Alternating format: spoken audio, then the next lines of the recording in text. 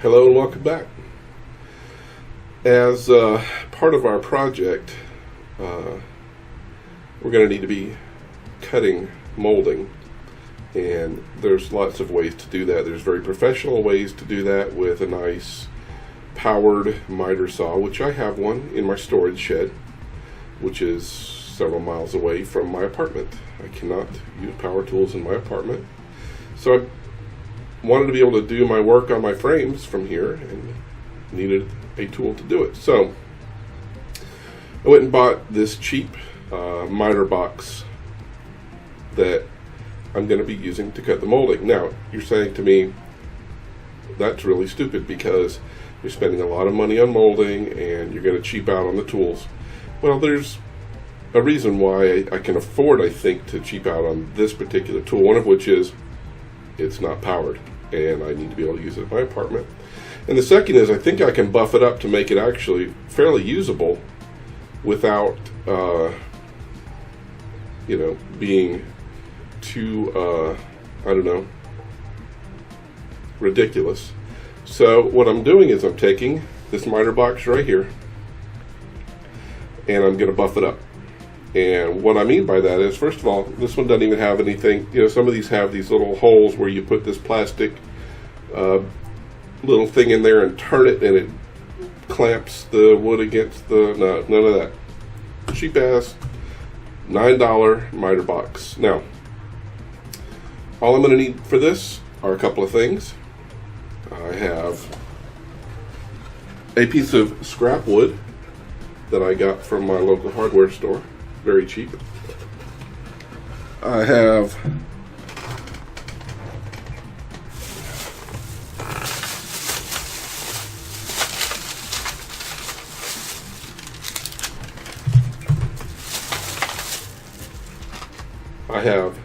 some rubber feet that I'll put on the bottom of that scrap wood so that I can use it on my granite counters without scratching it up. Plus they're rubber and they will give me traction. I have a $5 clamp, blocking clamp, cheap, but should be effective.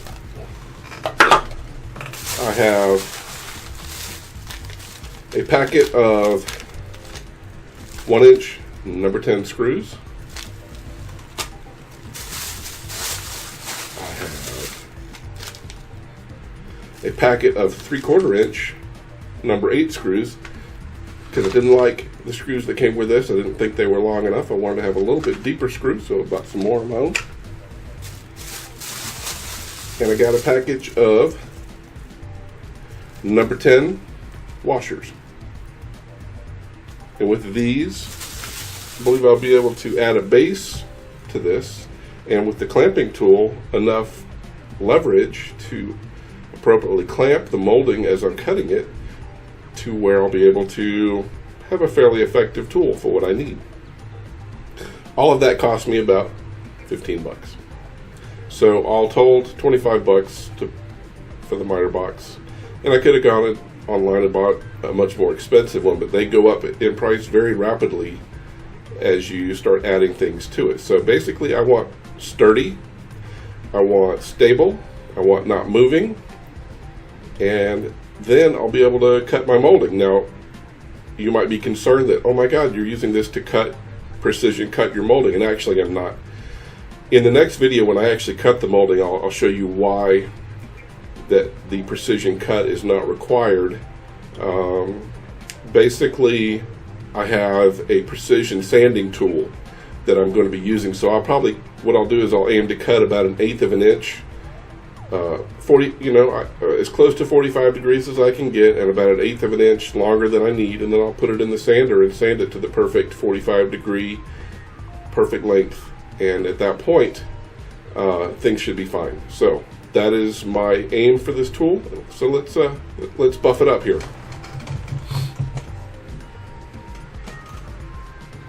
All right. So here's our piece of wood. Can you see that? Should be okay enough. We'll remove the clamp. All right. At this point, I will want my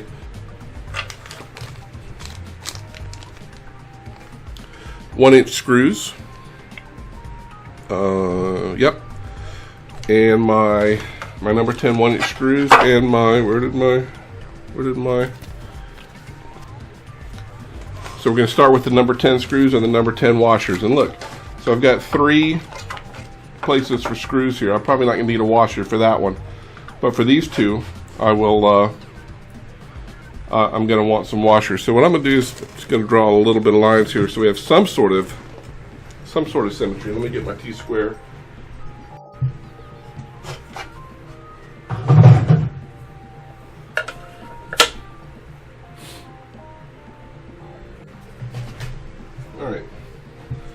All right, just to give it some, I mean, don't have to do this, but I like to be a little bit professional. So this is 18 inches long. Here's 9 inches. It is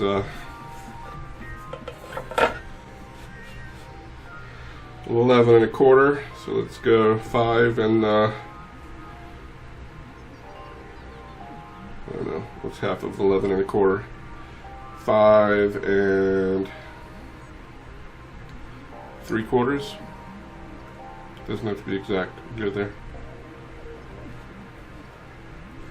My math skills are suffering today. So I'll do that.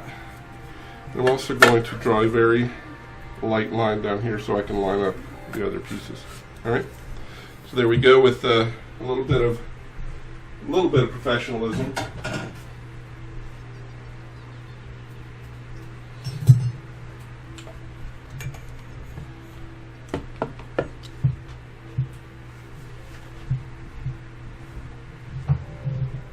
So I want to drill just a tiny pilot hole for the center one, just to make sure I'm getting it lined up right.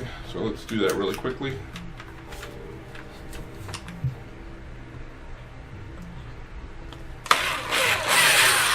Okay, little tiny.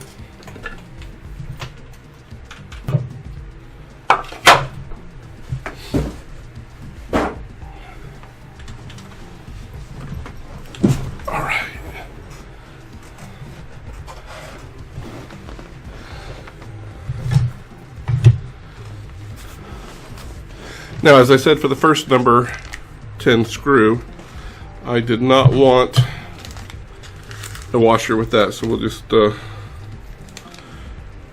quickly put that in, and then we'll have the other 2. So it's becoming clear my MO regarding recording these videos is I'm going to screw up somewhere in the technology, and this is just another case of that. So at this point, I believe I bumped the mouse and turned the sound recording off. So we'll be narrating this manually here for the rest of this. But at this point, we're getting our number 10 1-inch screws out and getting prepared to attach the miter box to its base.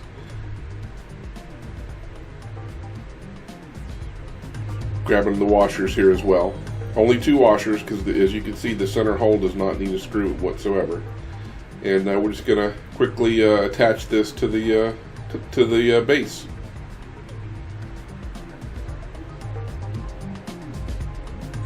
There will also not be any sound effects at this point, but I think you all know what a drill sounds like, so no big whoop there, I think.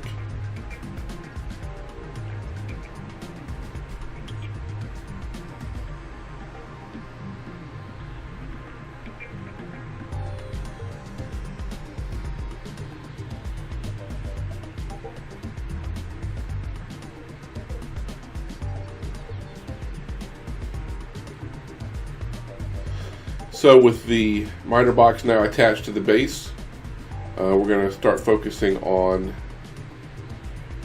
the feet. Really quickly, we'll put in these 4 feet. Again, they're little rubber stoppers. The screws that came with them, I'll show you here quickly, are way too small, short that is. And so I'm just reusing the 1-inch screws. Look at that, just barely goes through. That makes no sense to me why they would have that. But we're going to use the 1-inch screws here, and we're going to go ahead and, sorry about the drill angle, but this was my work area for the evening, so this is what we got. So there's 1 foot, and here comes foot number 2. It would have made it a little easier to drill pilot holes for these, but I just went for it and drilled them straight into the wood. No big whoop.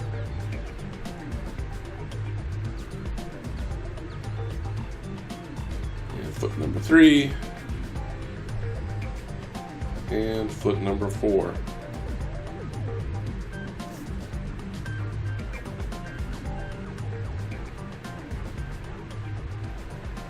And as you can see, our finished product. We have our Janky cheap miter box, nice and solidly attached.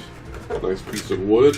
It's got a little heft to it so that when it's actually in place, not likely to move. It's also of good dimension. So again, will provide stability. And we've got the rubber feet, which will provide traction. And finally, for the control of the molding itself, we have our cheap clamp. Boom. Alright, there we go. We have now officially buffed this miter box, and we'll demonstrate its use in the next video when we cut our molding for the project we've got coming up. So look for that coming up soon. And thanks again for coming by, and we'll see you on the next go round.